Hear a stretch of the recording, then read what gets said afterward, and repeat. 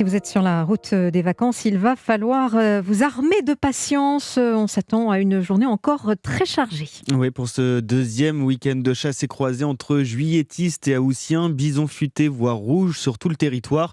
Ce sera encore plus difficile sur l'axe méditerranéen où bisons futés hissent le drapeau noir dans le sens des départs. Le pic des bouchons est attendu entre 11h et 13h.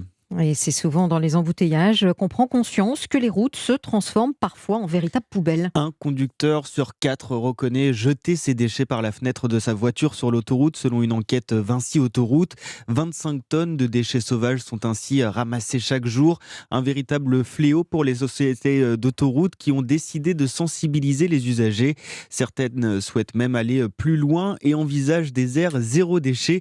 Le reportage de Frédéric Michel sur la Côte d'Azur. Sur la route, c'est plein de déchets. J'ai freiné sur une plaque en plastique et la moto s'est couchée sur mon pied. Papier, gobelets, nourriture, nos routes sont jonchées de déchets dangereux et polluants. Sur la 8, dans le Var, l'aire de l'Estérel s'est mise au vert.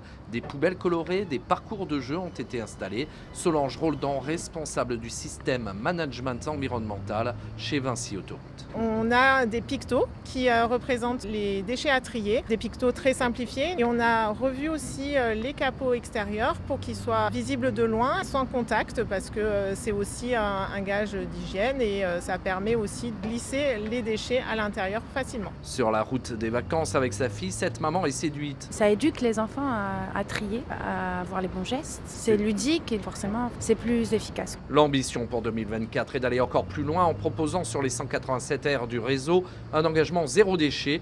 Pierre Copé, le président de Vinci Autoroute. Le zéro déchet, c'est une politique qui passe par une quinzaine de leviers. Et les plus visibles sont les systèmes de tri sélectif et de collecte sélective. Tout ce qui concerne l'économie de production de déchets. Avec le vrac, nous encourageons ici les clients à utiliser leur propre mug de façon à éviter la prolifération des gommelets. Le zéro déchet, c'est aussi réduire la consommation énergétique de chaque aire d'autoroute. Un défi pour l'avenir. Le reportage de Frédéric Michel pour Europe 1. Et sur la route, on ne le dira jamais assez.